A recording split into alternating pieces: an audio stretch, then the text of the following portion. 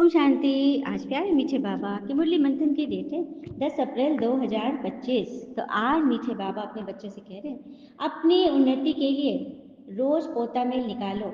सारे दिन में चलन कैसी रही चेक करो। यज्ञ के प्रति ऑनेस्ट ईमानदार रहो। तो अपनी उन्नति कल भी बाबा ने बोला था, याद का चार्ट लिखो। उन्नति होती है उससे। सारे दिन में चलन कैसे रही, मन पर वहाँ पे कंट्रोल होता है। मन और शब्द पे पूरा कंट्रोल होता है चार्ट से, क्योंकि हमें बाबा नंबर देगा, बाबा हमारा चार्ट देखेगा।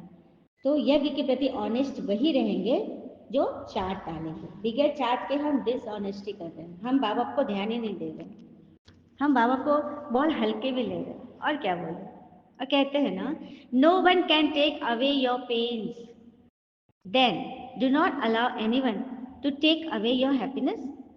जब कोई हमारा दर्द नहीं ले सकता तो किसी को क्यों अलाउ करते कि मेरी खुशी ले ले। हाँ, जबकि खुशी हमें स्वयं भगवान दे रहे हैं। तो ये चेक होगी कि हम अपनी खुशी शांति आनंद को अपने पास रखेंगे चार्ट के द्वारा। चार्ट डालें, उस पर अटेंशन रखें, करना है ना सभी को।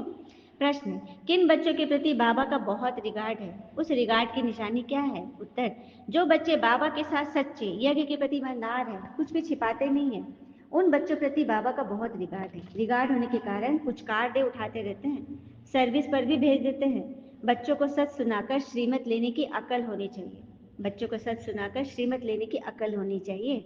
जो बच्चे बाबा के साथ सच्चे रहते हैं, यज्ञ के प्रति ईमानदार है, बाबा ने जो कहा बस मुझे करना है, मेरे लिए कहा है, कुछ भी छिपाना नहीं है भगवान से।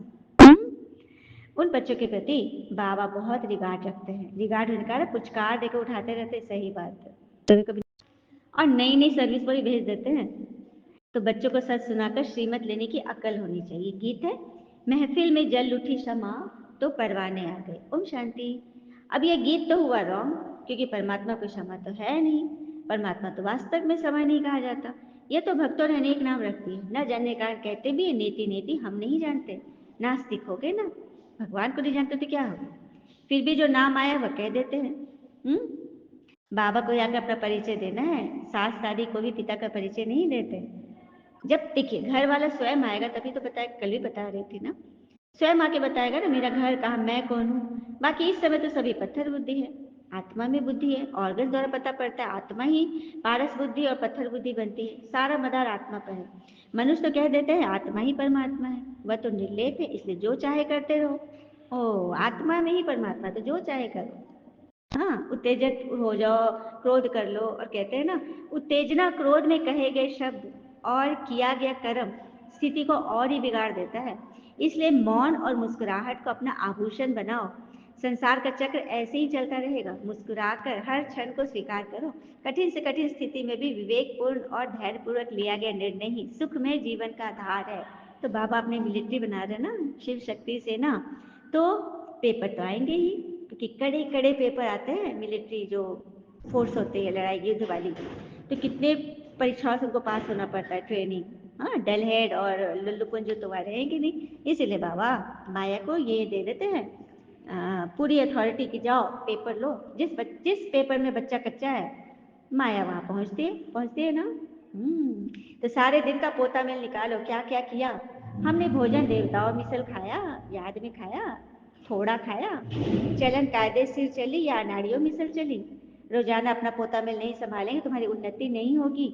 बहुतों को माया थप्पड़ मारती रहती है। लिखते हैं, आज हमारा बुद्धि योग फलाने के नाम रूप में चला गया बाबा, आज ये पाप कर्म हो गए। ऐसे सच लिखने वाले कोर्टों में कोई है, लेटर में भी कोई नहीं लिखते, अपनी गलती नहीं लिखते। अगर गलती लिखे तो फट से बाबा की समझानी मिल जाए। बाबा तो कहते हैं, मैं जो हूँ जैसा हूँ मुझे बिल्कुल नहीं जानते। अपने को आत्मा समझ और बाबा को याद करे, तब कुछ बुद्धि में बैठे। बाबा कहते, भल अच्छे अच्छे बच्चे हैं, बहुत अच्छा ज्ञान सुनाते, पर योग कुछ नहीं। कल भी बाबा ने यही बोला था ना। हाँ, ज्ञानी तो आत्मा तो बनते, पर योगी तो आत्मा नहीं बनते। पहचान पूरी है नहीं, समझ नहीं सकते, इसलिए किसको समझा नहीं सकते। सारी दुनिया के मनुष्य मात्र रचता और रचना को बिल्कुल जानते नहीं, तो गोया कुछ भी नहीं जानते।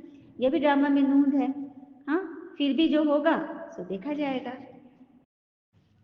5,000 वर्ष बाद फिर वह समय आएगा, मुझे आकर समझाना होगा। राजाई लेना कम बात नहीं है, बहुत मेहनत है। माया अच्छा ही वार करती है, बड़ी युद्ध चलती है, बॉक्सिंग होती है ना। बहुत होशियार जो होते हैं उनकी ही बॉक्सिंग होती है, क्योंकि जो ज़्यादा होशियार होंगे ना, माया उसके साथ तो खेल खेलेगी। देखिए, हमें बच्चे के साथ खेलने में मज़ा नहीं आएगा। हमें मज़ा तभी आता है जब हमारा बराबरी का मतलब मुकाबला, है ना? इसलिए माया भी उन्हीं को पछाड़ती है, हिलाती-डुलाती है, जो कि होशियार है। तो कहते हैं ना, ज़िंदगी में खूबसूरत लोग तो खूब आते हैं, लेकिन जो ज़िंदगी को खूबसूरत बनाए, वो लोग तो बहुत कम ही मिलते हैं। हाँ? तो यहाँ पे हमारी ज़िंदगी को खूबसूरत बनाने के लिए, हमें हर बॉक्सिंग में जिताने के लिए स्वयं भगवान आ गए हैं। हुँ? कहते हैं, कई लोग कहते हैं, जब बेहोश हो जाते हैं ना माया की बॉक्सिंग में, तो कहते हैं, बाबा, माया के बहुत तूफान आते हैं। यह होता है, सो भी बहुत थोड़े सच लिखते हैं, बहुत है तो छिपा भी लेते हैं, समझते नहीं है कि बाबा तो सब जानते हैं, क्या कीमत लेनी है, वर्णन नहीं कर सकते। बाबा जानते हैं माया बड़ी प्रबल है, सच बतलाने में बड़ी लज्जा आती है, उनके कर्म ऐसे हो जाते हैं जो बताने में लज्जा आती है। बाबा तो बहुत रिगार्ड देकर उठाते हैं, यह बहुत अच्छा है, इनको ऑलराउंडर सर्विस पर भेज दो। बस देह अहंकार आया और माया का थप्पड़ खाया, यह गिरा। ये बात भी सच है। देह अहंकार जब आता है ना, आदमी को जब अपने ज्ञान का वो घमंड हो जाता है, तो फिर ये गिरा कि वो गिरा, उसे समझ में भी नहीं आएगा कि वो गिर चुका है। यही तो बहुत बड़ी मतलब माया का पर्दा यही है कि उसको पता भी नहीं चलेगा कि मैं गिर चुका हूँ, मैं अपने स्वभाव संस्कार से गिर चुका हूँ, मैं माया के चंगुल में फंस चुका हूँ। तो जो ये पहचान लेगा ना, वो हमेशा जीतेगा, क्योंकि ईश्वर उसके साथ रहेंगे और उसकी हर बात पर ईश्वर की मोहर होगी, क्योंकि वो सच्चा होगा ना।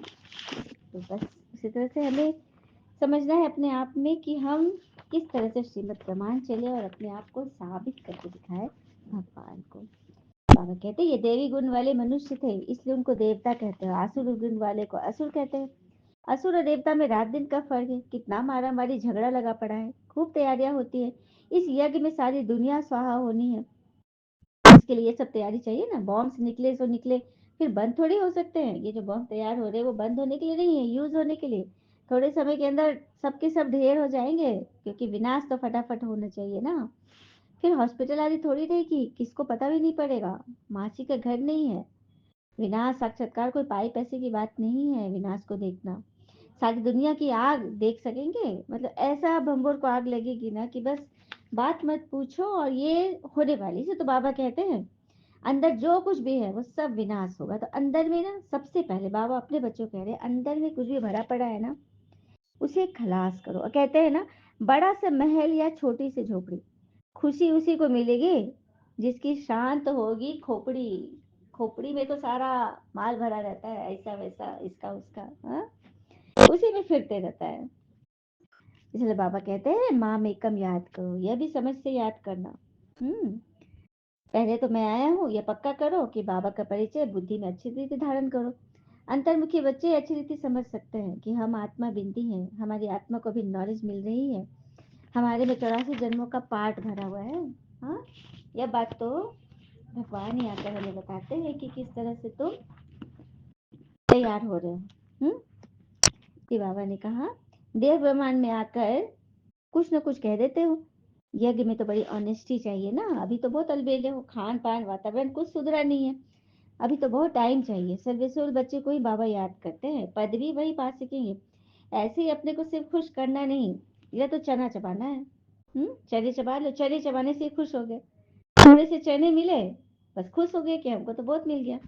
इसमें बड़ी अंतर्मुखता चाहिए, समझाने की बड़ी युक्ति चाहिए। प्रदर्शनी में कोई समझते थोड़ी है, सिर्फ कह देते हैं आपकी बातें ठीक है, बस अच्छा अच्छा कह देते हैं, धारणा तो कुछ नहीं करते।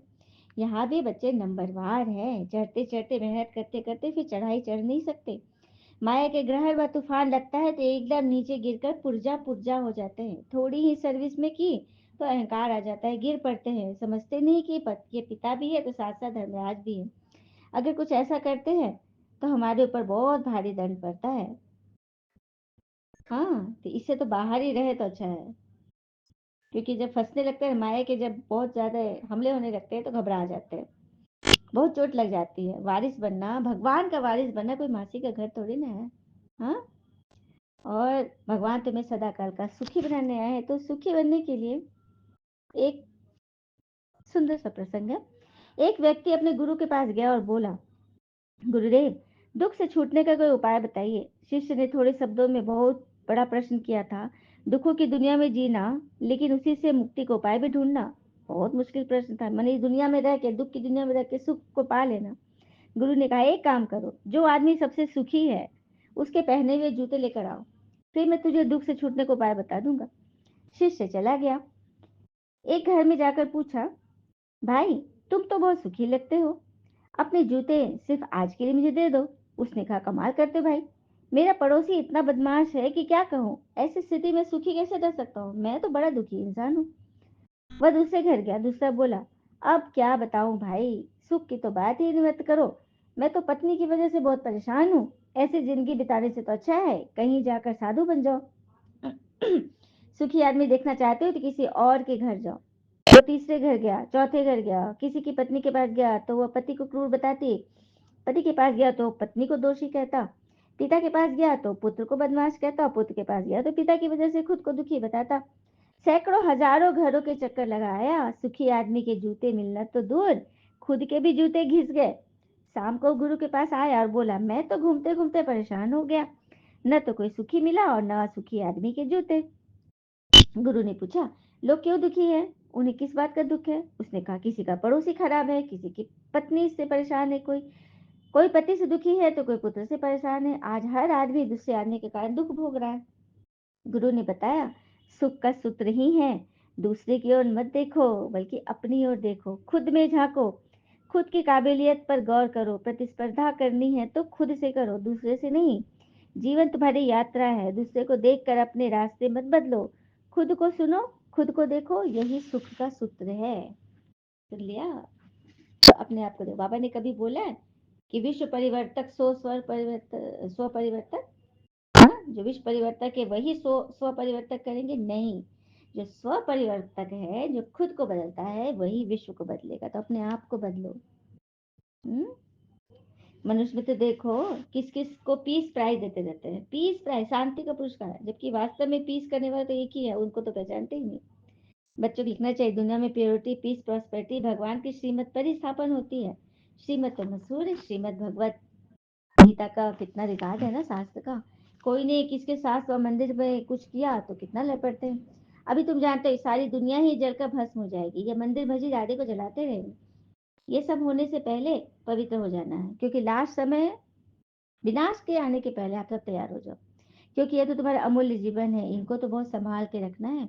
बच्चों आदि को ले आना यह बंद करना होगा, क्योंकि मधुबन में बाबा से मिलने लोग बच्चे को लेके आ जाते हैं। उसी पर बाबा कह रहे, छोटे छोटे बच्चे अभी क्या समझ पाएंगे, बड़े बड़े बच्चे तो, बड़े बड़े लोग, व्यक्ति तो बच्चे जैसा हरकत कर रहे हैं, और बच्चे को ले जाओ तो और ही क्या होगा। इसलिए बाबा कहते हैं, हाँ, कई बच्चे से गांठ बांध लिए, हमको तो बनना ही थर्ड क्लास है। कई बच्चे ऐसे भी हैं जो बोलते हैं, हमसे इतना नहीं होगा, हम तो थर्ड क्लास ही बनेंगे। तो ऐसों के साथ बाबा क्या कहेंगे? हाँ, कि आप जैसे लोगों के कारण ही औरों का वाइब्रेशन भी खराब होता है, सबके मन में वो थर्ड क्लास वाली बात ही आएगी। हाँ, तो गांठ बांधना है। अच्छा, चार्ट लिखिए, ऐसा चार्ट भी बहुत रखते हैं, वो आज है नहीं। माया बहुत पछाड़ती है, आधा कल में सुख देता हो तो आधा कल फिर माया दुख देती है। अच्छा, मीठे मीठे बच्चों प्रति भगवान की नमस्ते। हम बच्चों की प्यारे पापा को नमस्ते नमस्ते नमस्ते। धारणा के लिए मुख्य सार, पहली पर अंतर्मुखी बनकर शरीर के भान से परे रहने का अभ्यास करना है। खान पान चाल चलन सुधारना है, सिर्फ अपने को खुश करके अलबेला नहीं होना है। दूसरी पर चढ़ाई बहुत ऊंची है, इसलिए बहुत बहुत खबरदार होकर चलना है। कोई भी कर्म संभाल कर करना है, अहंकार में नहीं आना है। उल्टा कर्म करके सजाएं नहीं तैयार करनी है, गांठ बांधनी है कि हमें इन लक्ष्मी नारायण जैसा बनना ही है। वरदान है, रूहानियत की श्रेष्ठ स्थिति द्वारा वातावरण को रूहानी बनाने वाले सहज पुरुषार्थी भव। रूहानियत की श्रेष्ठ स्थिति द्वारा वातावरण को रूहानी बनाने वाले श्रेष्ठ पुरुषार्थी बनते। विस्तार है, रूहानियत की स्थिति द्वारा अपने सेवा केंद्र का ऐसा रूहानी वातावरण बनाओ जिससे स्वयं की और आने वाले आत्माओं की सहज उन्नति हो सके, क्योंकि जो भी बाहर के वातावरण से थके हुए आते हैं उन्हें एक्स्ट्रा सहयोग की आवश्यकता होती है, इसलिए उन्हें रूहानी वायुमंडल का सहयोग दो। सहज पुरुषार्थी बनो और बनाओ, हर एक आने वाली आत्मा अनुभव करे कि यह स्थान सहज ही उन्नति प्राप्त करने का है। तो आप जहाँ भी रहते हो, चाहे सेंटर पे हो, चाहे घर में हो, चाहे कहीं समाज पे हो, कहीं भी हो, वहाँ पे शांति का वातावरण बनाए रखें। स्लोगन, वरदानी बन शुभ भावना शुभ कामना का वरदान देते रहो। वरदानी बन शुभ भावना शुभ कामना का वरदान देते रहो। अव्यक्त इशारे, कंबाइंड रूप की स्मृति से सदा विजयी बनो। पिता का माइंड है, इसलिए उमंग उत्साह से बढ़ते चलो। कमजोरी दिल शिकस्तपन बाबा के हवाले कर दो, अपने पास मत रखो। अपने पास सिर्फ उमंग उत्साह रखो। सदा उमंग उत्साह में नाचते रहो, गाते रहो और ब्रह्मा भोजन करते रहो। खुद बनाओ और प्रकृति को खिलाओ, बाबा को खिलाओ और फिर परिवारजनों को भी खिलाओ। सबका भला करो। और कहते हैं हम अपना भविष्य नहीं बदल सकते, हाँ, तो अपनी आदतें बदल लो। निश्चित रूप से अपनी आदतें बदलोगे तो भविष्य अपने आप बदल जाएगी। अच्छा, ओम शांति। शुक्र है विजय बाबा और बाबा के प्यारे प्यारे बच्चे। आप सबका जीवन सदैव सुख शांति समृद्धि सफलता से भरपूर रहे और भरपूर करे। ओम शांति। शुक्रिया बाबा।